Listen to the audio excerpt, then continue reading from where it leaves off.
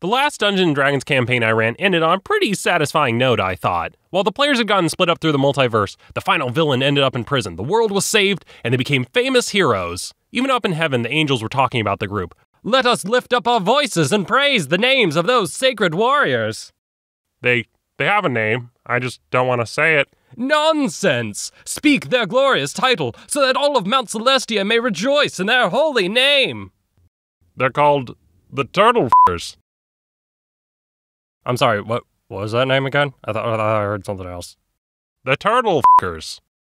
Let me see that. Nope, never mind. That's what they're called, apparently.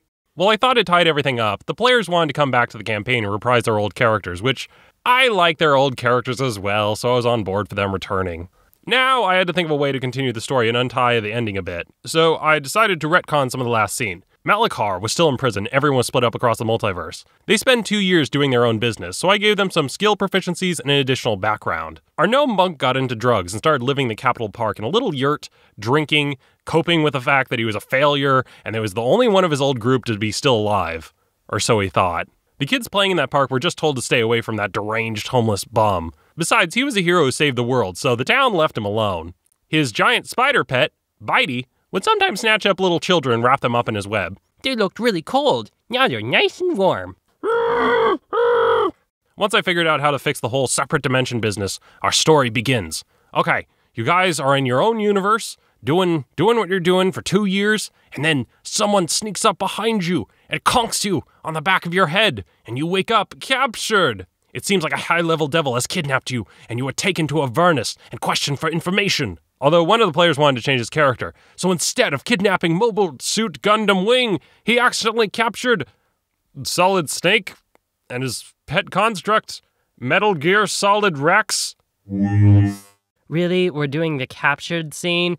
Aw, come on, guys. You know, I really struggled with how to start this game. Since the group got split up through the multiverse, this is the best I could come up with. You know, I've never been tortured before. Who knows? This could be a lot of fun. See, there you go. That's what I'm talking about. Positive attitude. I'm going to torture you guys. You're going to escape. We're all going to hate each other. It's going to be great. Besides, after Ben plays out this scenario, he's going to have like 8 other plot ideas he would have preferred. So the group end up escaping out of hell, which only took like an hour or so of game time because bad planning on my part.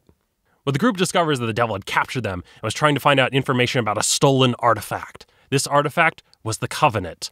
It was a binding contract forged between the multiverse, between Mount Celestia, Mechanus, and the 9 Hells, which determined which multiverse would get what souls. Now that the Covenant's been stolen, it's a free-for-all for souls. In addition, the Covenant protected the material plane from having extraplanar creatures trespass into it. Before, a devil needed to be summoned to be allowed into the material plane, which was a fancy way of inviting them in. Now, there's nothing to prevent extraplanar creatures from just waltzing into the material plane uninvited.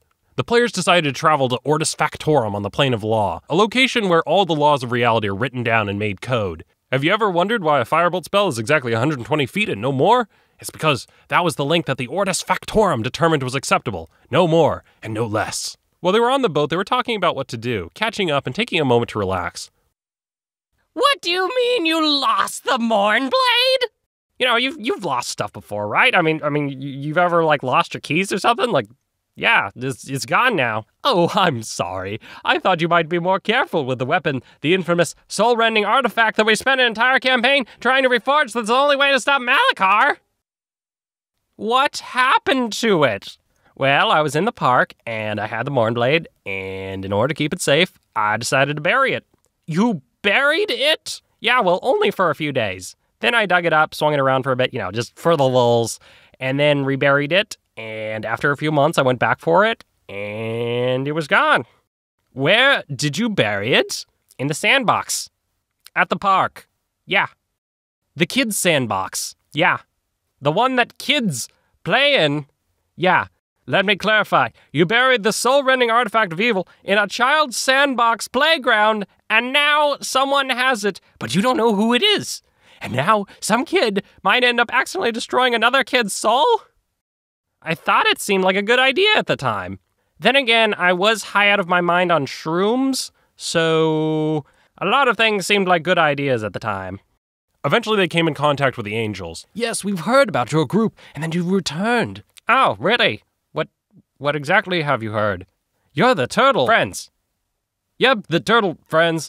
That's what we're called. Oh, I thought you were called... Nope, just that. Just that name.